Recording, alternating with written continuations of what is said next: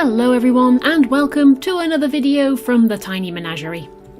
If you're looking for your first foray into either cichlids, cichlid-like fish, or for a fish that is very easy and interesting to breed while being a little bit different from your typical egg-scattering or live-bearing types, then you just might find what you're looking for in the lovely Kribensis. They also make perfect centerpiece fish for medium-sized aquaria, thanks to their sublimely laid-back nature, delightful coloration, and their interesting habits. But what are Kribensis like to keep, and what kind of setup do they need? Well, cribs are small cichlids that hail from Africa, and particularly around Nigeria and Cameroon, where they're found in bodies of water that are either fairly slow-moving, not moving at all, and often very densely vegetated. In the aquarium, this translates into a fish that is possibly the perfect mixture between hiding and being on display. Cribs love a complicated tank. They are a species that is eternally weaving in and out of decorations, all the different plants and hardscapes and anything at all that they can explore around themselves.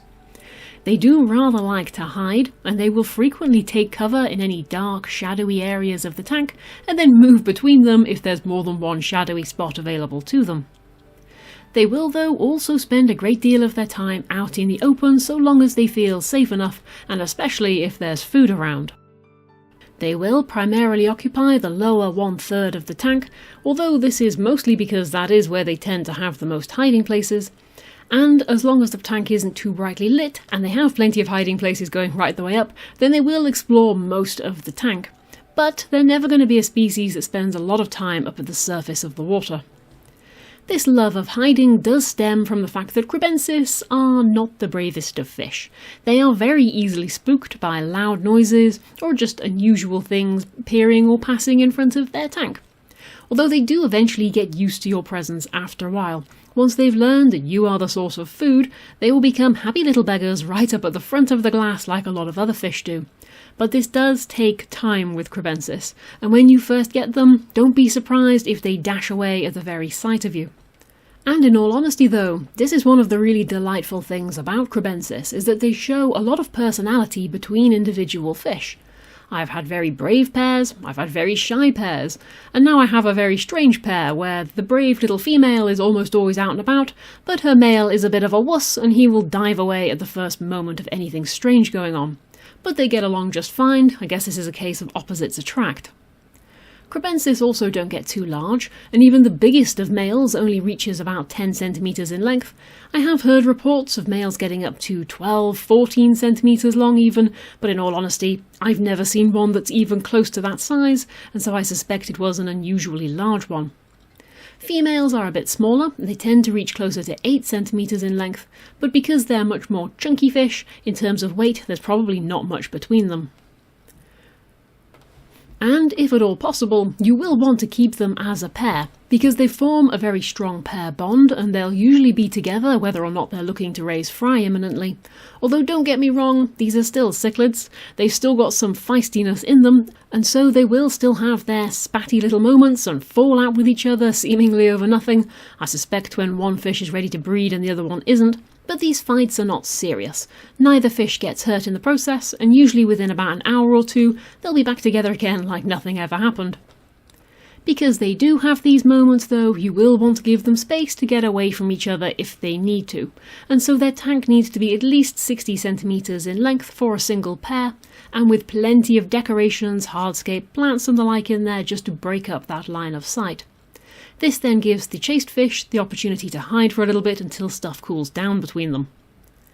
If you want to keep more than one pair in a tank, then best double the length. Aim for at least 120 centimeters in length, again because when they breed, Kribensis can be very territorial, and their urge to care for their young can even lead them to steal each other's fry, which of course causes more fighting. So best to give both pairs plenty of space, and again, lots of decorations for providing added security. Cribs also do best in slower water flow. When the flow is too fast, they'll spend all of their time sheltering around crevices or in hardscape, but they're not at all fussy about pH. So long as it's somewhere around neutral, anywhere between 6 and 8 they are fine, and a temperature anywhere between 22 and 28 degrees C. which is a nice change actually from other small cichlids like apistos, who tend to be a lot pickier and a lot more demanding about their water requirements. When it comes to feeding, cribs are very accommodating, and they'll attempt to eat pretty much anything that passes them in the water. They'll also nibble at algae and detritus that's in the tank as well. They don't seem to eat shrimp. They don't have any interest in either adult or subadult shrimp, but I have no doubt they would happily eat any tiny shrimplets that they came across, so you might not want to keep them in with your prized colonies. They'll also eat flakes though, and pellets, but they're not greedy eaters, and even a full-grown pair won't eat you out of house and home. They're also not the fastest of feeders, and they do seem to like to consider each morsel before they take it. And as they also prefer to feed from the substrate, they are at risk of not getting enough food if you keep them with very boisterous feeders, barbs or the large tetras, who not only move fast enough to worry a little Kribensis, but they also tend to do so as a rather disturbing mob of activity that is just going to spook the little cribs into staying well away from them. And so, if you are housing them with these types of fish, you'll want to keep watch on them when they're feeding, just to make sure everybody is getting something to eat. However, though, you will likely want to keep Kribensis with these types of fish for a very good reason, and that is that cribs, unusually for fish, are magnificent and doting parents that take wonderful care of their offspring, corralling them around the tank looking for food and defending them aggressively from any other fish that gets too close to them. And they're also very keen to breed. Pairs often start laying eggs within a week of being added to a new tank. And considering that each batch of fry can number anywhere between 50 and 300, it is very easy to find yourself completely overrun with Kribensis in a matter of months. Now, if you happen to have a local friendly fish store that's happy to take baby cribs off you and sell them on, then that's great. You can just let them do their thing and give the babies away to new homes, but not all shops are willing to do so. And so, in order to keep fry numbers low, you can keep cribs with either a healthy school of boisterous but not too bullying fish, like Odessas for example, or even small tiger barbs will happily pick off any fry that stray, but also consider keeping them with fish like the golden panchax, which, while not huge themselves, they do have a massive mouth for their size, and they can and will very actively hunt and eat large fry up to about 1 centimetre in length. So once those fry have left the parents' protection, they will basically fall victims to the other tank inhabitants. This may seem harsh, but it's better than ending up with more fish than you know what to do with. But because Kribensis have virtually no interest in eating other fish, presumably due to their parental instincts being so strong, they are great for keeping with fish like live bearers, for example, platies, mollies, because they won't actively hunt and attack any of the newborns.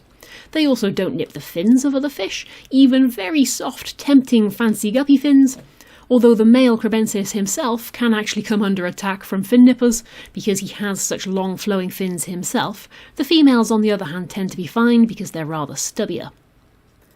But for the most part, cribs will get along with the vast majority of other fish, unless of course they're breeding, in which case everyone's going to get a chasing.